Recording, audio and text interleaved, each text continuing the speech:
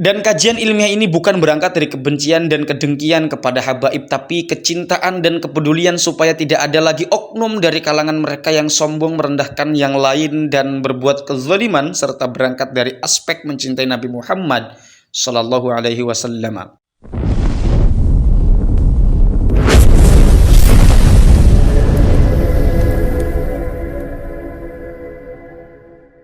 Assalamualaikum warahmatullahi wabarakatuh. Mudah-mudahan teman-teman semua masih dalam keadaan yang baik-baik saja, bergembira selalu, dan mudah-mudahan Allah Subhanahu wa taala memberikan kita semua kesehatan zahiran wa batinan, kesehatan pikiran, kesehatan nalar, kesehatan jiwa, kesehatan badan, dan juga mudah-mudahan Allah Subhanahu wa taala memberikan kita kemenangan, kesejahteraan, kebahagiaan, keberuntungan, kemenangan, kesejahteraan fid dini wad dunya wal akhirah. Amin Allahumma amin. Di sini saya akan bahas, ini tulisan dari Tubagus Mogi juga, yaitu sanggahan ya kepada konten dari, ini ada apa namanya, ada sebuah konten dari MH TV atau siapa ini, yang judulnya Top Ratu Banten Raden Ayu Linawati. Ini pokoknya apa, melakukan sanggahan kepada Kiai Madzuddin Utsman Al-Bantani kalau tidak salah. Lantas kemudian di sini apa namanya, Tubagus Mogi melalui tulisannya juga memberikan tanggapannya. Jadi di sini memang adu argumen, dan bagi teman-teman yang menyimak, tolong, karena ini yang dibahas adalah sebuah bagaimana argumentasi dibangun, jangan kotori ini dengan bulian dan hal apapun yang tidak berkaitan dengan argumentasi ya.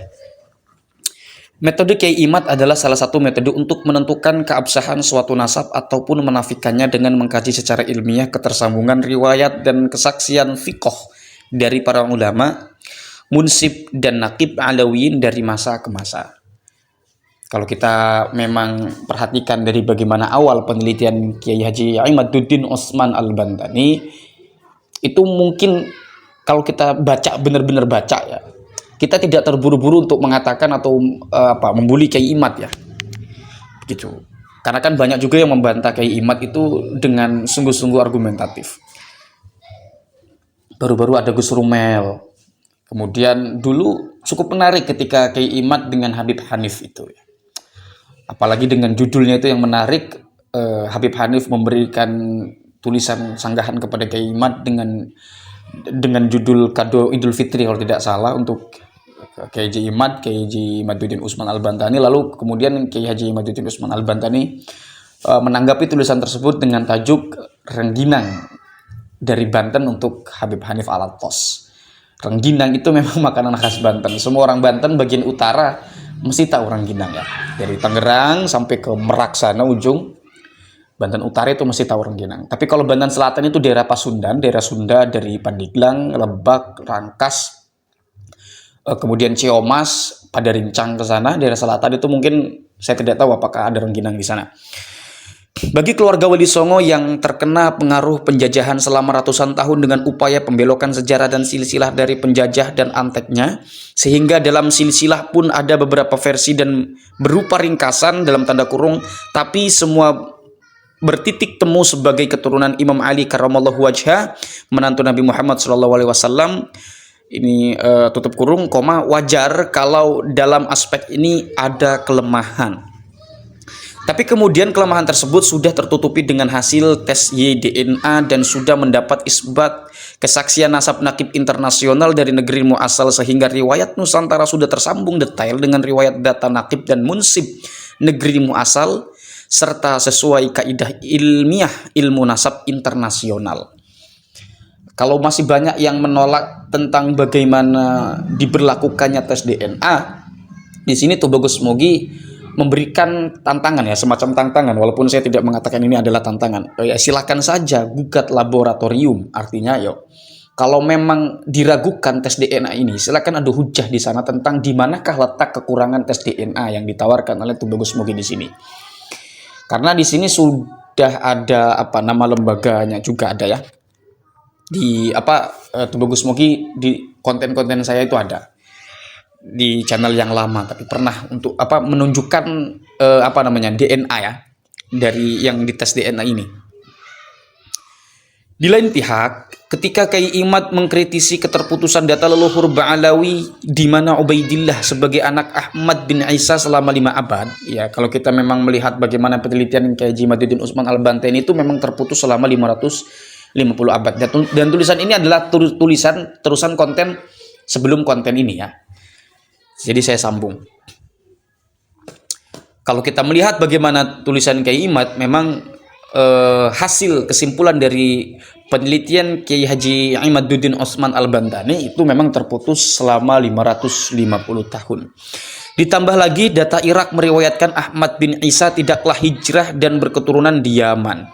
Dalam hal aspek ini, kalangan Ba'alawi Indonesia belum bisa menutupi kelemahannya dengan mau tes DNA secara terbuka, yang padahal beberapa sampel keluarga Ba'alawi yang di luar negeri sudah tes DNA dan ternyata hasilnya tidak sinkron dengan gen Alawiyin yang lain, malahan sinkron dengan gen Yahudi Askenazi Trahkaukasia, sehingga didata di jewishdna.net.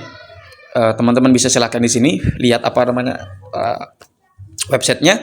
Dan juga belum mendapatkan isbat kesaksian nasab nakib internasional yang valid, asli, serta legal. Secara aspek data, kalau kalangan Ba'alawi mengaku sebagai keturunan Ahmad bin Isa, semestinya mendapat pengakuan dari nakib Bani Jamil di Irak yang memiliki sanad data keturunan Ahmad bin Isa al-Husaini. Sehingga dengan ini kami harapkan kalangan Ba'alawi taubat dari mengaku sebagai zuriat Nabi dan untuk tidak berlaku zalim, merendahkan keluarga Wali Songo, para kiai, para pribumi bangsa, mengkapitalisasi umat, serta memfitnah mengadu domba keluarga Wali Songo dan umat Islam di Nusantara. Ini interpretasi dari Tubagus Mogi ya. Kalau yang bicara saya tentu tidak akan setajam ini, tapi saya yakin Tubagus Mogi mengatakan seperti ini punya landasan, punya alasan, punya hujah, punya argumentasi tentang mengapa ia harus berkata demikian. Tapi mari tetap kita hormati para ulama dari kalangan Ba'alawi yang solih dan beradab baik dari sisi keilmuan, keulamaan, dan ketakwaannya, bukan dari sisi nasabnya yang belum terbukti dari sisi kaidah ilmu nasab secara ilmiah. Ada yang mengatakan bahwasanya kalau kita membatalkan nasab Ba'alawi berarti kita juga yang sudah ngaji-ngaji kitab karangan dari Ba'alawi ini su'ul adab. Ini yang saya pikir perlu sedikit saya sampaikan, bahwasanya tentang nasab dan tentang keilmuan itu lain hal. Itu dua hal yang berbeda. Nasab adalah satu hal dan keilmuan itu adalah hal lainnya. Jadi di sini kita harus bisa menempatkan sesuatu pada tempatnya. Begitu. Dan begitu pun ini yang disampaikan oleh Tubagus Mogi ketika beliau menyampaikan bahwasanya bagi para Ba'alawi yang mengaku-ngaku sebagai zuriyah, ini kan persoalannya yang mengaku-ngaku sebagai zuriyah.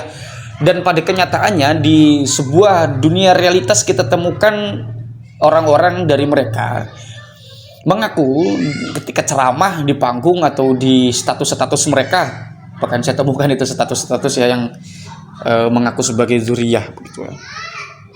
Artinya bukan sekadar mengaku tapi mendeklarasikan, itu bisa diinterpretasikan semacam itu.